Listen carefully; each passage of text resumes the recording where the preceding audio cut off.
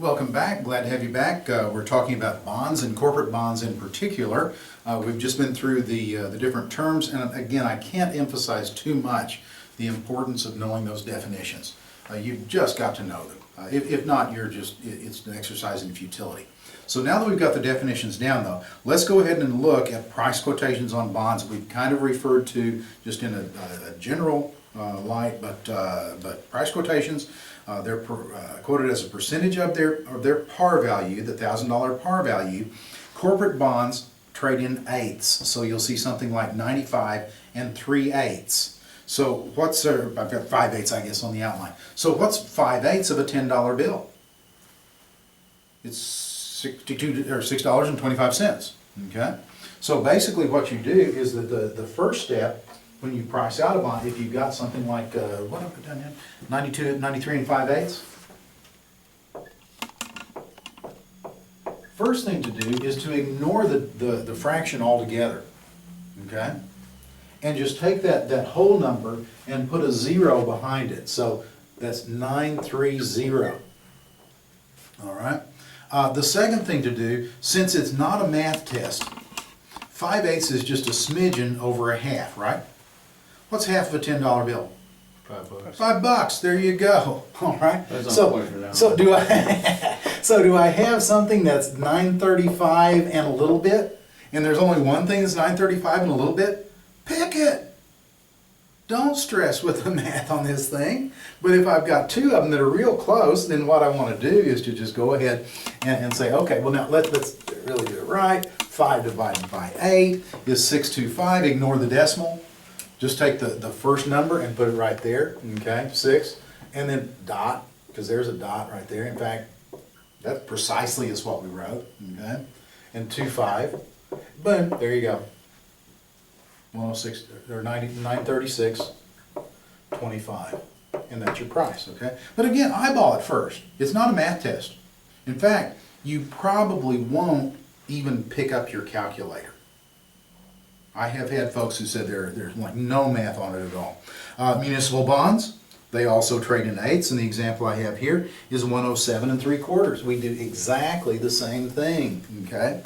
We go 107 3/4, 107, 0 dot, okay? 3/4 is almost a whole $10 bill, right? Do you have something that's just a little bit below 1080? You pick it. But if not, this is 75, so 7, okay? Add your zeros to make it look fancy, okay? 1077.50.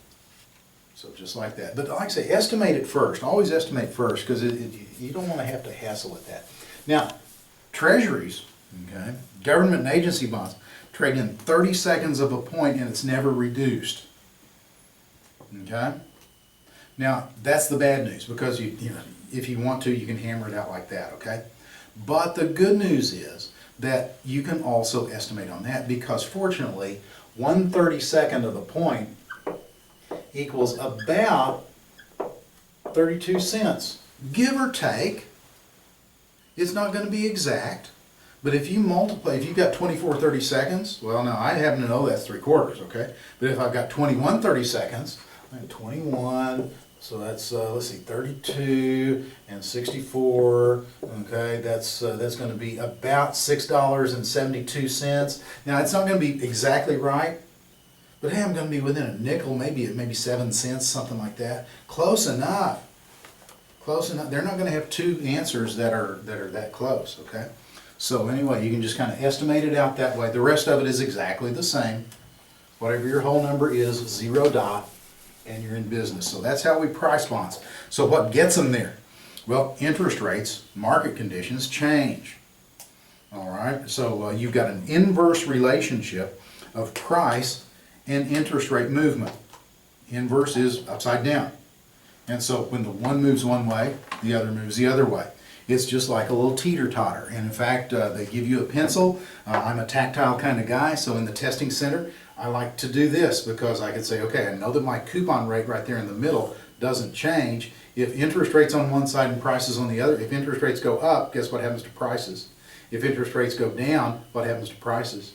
And so I can, just like so, and you can do it, like I said, if you prefer, this is the oldest drawing in the world when it comes to bonds. You've got your coupon rate here. There's a U in coupon, isn't there? There we go.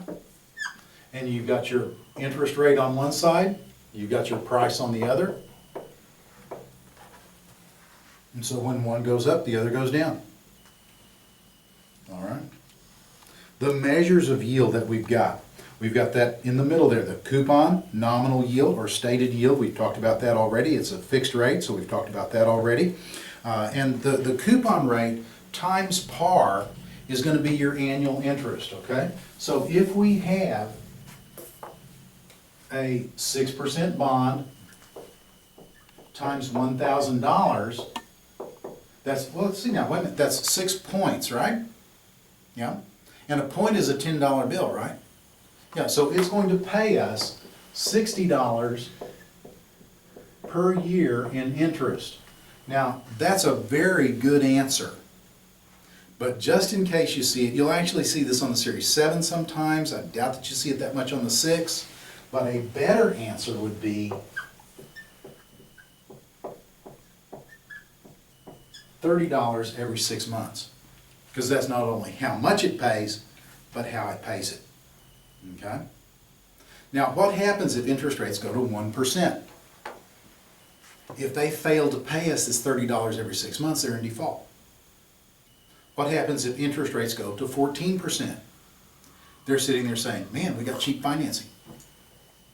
But they're still paying us $60 a year, $30 every 6 months. So that is a fixed amount. So something's got to give, and that's why the, like I said, the price changes in an inverse manner. Then you have the current yield, and current means right now. So what's my right now yield? What's my instant gratification yield? Well, what I do is that I take the price that I pay, or the price the bond is going for, and I divide the interest by that. Okay, so basically, here's the important thing, because you may have to figure the current yield, may not, but you might. Okay, let's say that we've got a 5% bond that's trading at of course at par. We have a current yield of $50 divided by $1,000 is 5%. Okay, if we have it at a discount, let's say it's at 80, then we have $50, because that doesn't change. The amount of interest it pays every year doesn't change. Divided by 800, let's see, that's going to be, my math fails me. What's that going to be like? 5/8 is 6.25%. Okay. Or if we have a premium, say 120, we still have $50 divided by 1,200, okay, and that's going to be, what's 5/12? I'm not even going to give that a try. It's going to be less than 5%, okay? There we go. You can figure it out on your own. That really is probably what you'll need to do on the test, is just say, I'm more than 5%, I'm less than 5%. Okay, so let's put them back on the teeter-totter, and let me show you what I'm talking about, okay? Because we'll want to kind of kill two birds with one stone here. We have that fixed coupon rate like there, and we have this relationship, okay, of interest rates and price. And as interest rates go up, then the price is going to go down. But as interest rates go down, then the price is going to go up. Now, what you have is your coupon is fixed and it's always in the middle. From there on out, what you've got is that it's like a teeter-totter where Dad is over here, okay, and then or over here on the price, and Billy, Bobby, and Susie are this way. All right. So what you have is that you have your current yield right there. But then the thing about it is that we had prices of 80 cents on the dollar and 120 on the dollar. Okay. What about those 20 cents one way or the other? If I pay less than the par value, guess what? I'm still going to get paid par when the thing pays off. Because if they don't pay me what's on that bond, on that IOU, they're in default. And that IOU says, I owe you $1,000. I only paid $800 for it. You still owe me $1,000. Well, I paid $1,020 for this thing. Yeah, but you're only going to get $1,000. What about that $20 either way? Okay, or $200? Well, $20, $200 doesn't matter. It's just a matter of magnitude, okay? That either increases or decreases your total overall return to maturity. That's the yield to maturity, is it takes into account that appreciation of the discounted bonds or the depreciation, actually amortization or accretion are the terms we have of those bonds. So your yield to maturity is out here. Now, the thing is, when Dad goes down, these go up. They don't switch places, right? And when Dad goes up, these go down. They don't switch places. So you've always got the same sequence. Okay, and that probably is important as anything, is that if it's like this, then you've still got yield to maturity out here, current yield out here, or in here, and vice versa. Okay, so the sequence doesn't change. All right, so there's your coupon, nominal or stated yield, current yield, and yield to maturity. That takes the effects of time into account. Now the risk associated with bonds. This is very important because you'll need to look at suitability. Suitability, by its very nature, builds into the consideration of risk factors. So basically the credit or default risk. I mean, you loan money to me, I'm going to pay you back. That's what I do. Okay? You loan money to Bob, is Bob going to pay you back? I mean, he still owes you for that baseball game ticket from 2 years ago. Yeah, he just happily, conveniently forgets stuff. Yeah, the same way with corporations. You know, how creditworthy are they? What's their FICO score? You know, you don't get FICO scores with corporations, but it'd be the same thing with you and yours. It's measured by the rating agencies. You got Moody's and Standard & Poor's, a couple of others, but those are the two to keep in mind. And then investment grade is really good credit, and that you don't have like, well, maybe so-so. It goes straight from investment grade down to junk or speculative. And the way that these are rated, you may need to know these ratings. Okay. So what you've got is that you have Standard & Poor's and Moody's. Okay. Standard & Poor's starts out AAA, then AA, then single A, then triple B, then double B, then single B, etc. Okay? Moody's is Moody's because they're moody. Sometimes they're in the mood for an uppercase, sometimes they're in the mood for a lowercase. So you'll get their equivalent would be like so, like so, like so. And then sometimes they're in the mood for a B, and sometimes they're in the mood for an A. So you got BAA, and then you got BA, etc. Okay? I'm going to do that because what I'm going to do is to draw the line right there. Okay, above that line is investment grade, below that line is speculative or junk. How do I remember? Well, it's suitable, unsuitable, unsuitable, okay? Not really, but you could say that maybe these are BAD. And again, it's not that they're bad bonds, they're just low quality. You're taking a higher risk. You're going to get paid for it because what are you doing? That exchange we talked about, you're assuming higher risk. They're going to have to pay you for it. Okay? So let's say it's just one easy way to remember where that line is. And be sure to read your question carefully. You've got to read your questions carefully, okay? Because it could approach it from like 4 different directions, you know. Where does it start? Where does it stop? The investment grade, speculative, you know. So make sure you read which way it is. But that dividing line and then layer your question on top of that. Okay, so there's our credit risk, and of course, to minimize that, you're going to stay up above the line, or at least, if you've got some of these that are down here in speculative, you blend in better quality with them. okay? Then market or interest rate risk. As we take this, interest rates are at historic lows. Guess what? Do you think that they're going to go down much lower than they are now? There's just not that much room to fall. So the interest rate risk is very real right now, because if for some reason inflation fired up, interest rates went up, then that would mean that prices of bonds would go down. And so anyway, there's that interest rate risk. You can minimize that by staying in short term, because it's going to. So what if interest rates go up by 3% in over the course of 2 months? Your little short term instrument matures in 3. Take the money, go back into something higher. And then purchasing power or inflation risk. This is present in any fixed income security at all.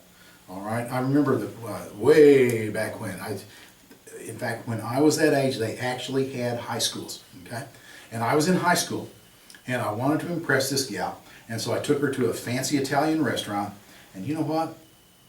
Including the tip, and I left a really nice tip. I spent $20 that night.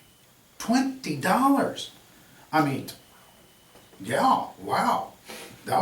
Now what will $20 get you?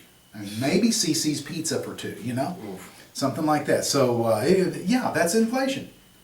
What did that 4% bond throw out? It threw out every 6 months back then a dinner that could impress your gal like nobody's business. Now it's throwing out pizza for 2, maybe, if it's cheap pizza. That's purchasing power risk. Any type of fixed income investment has purchasing power risk. Reinvestment risk. Okay, interest rates are real nice and high. They're at 14%. Whoa, that's cool. But then by the time that I get that first coupon, they're at 13.5, and the second coupon they're at 13, and the next one they're at 12.5. And what am I doing? I'm taking those coupon payments and I'm reinvesting them at progressively lower and lower rates. The only bond that does not have reinvestment risk is that 0 coupon, because when you buy it, boom, they build that into that banana curve that goes up. Okay, that little exponential curve that builds in a true compounded rate of return to maturity. Okay, so over on page 3 now, the factors that affect the coupon rates. Look at yourself. What's going to affect your interest rate if you go down to the credit union? Well, what are the prevailing interest rates? And what does your credit look like? Those are the things that affect corporations, so quality rating or credit risk. And the factors affecting volatility. Volatility is just how fast something goes up, how fast it goes down. It's sensitivity to the market conditions, okay? And what you have there are 2 factors that affect the volatility. The one is the length of time to maturity. Now this is something that you can illustrate by just grabbing your pencil or your pen, okay? I'm going to take my pen and I'm going to have in fact let me move it in here where I show a little bit better. I'm going to have a single fluctuation in interest rates. That's going to be my fingers wiggling here, okay? But watch what happens to the travel of the long side versus the short side, okay? If I've got a long maturity, I've got a lot of volatility. But if I've got a short maturity, I just have short volatility. So the amount of time to maturity, that's going to affect your volatility. The other thing that affects volatility is the coupon rate of the bond itself. Now, way back in a previous life, I was a sales manager at an industrial company, and one of my reps also had a little side business other than sales. Okay, they did repair work on pressure valves, or not valves, but gauges. Okay, and he was down in Florida and down in the fertilizer plants down there. I guess that they have a lot of different applications where, boom, you'll get some spikes in pressure. And so what will happen is that these things just left to themselves, wham, wham, wham, and they'll just beat themselves to death. So what they do is that they fill those gauges up with glycerin.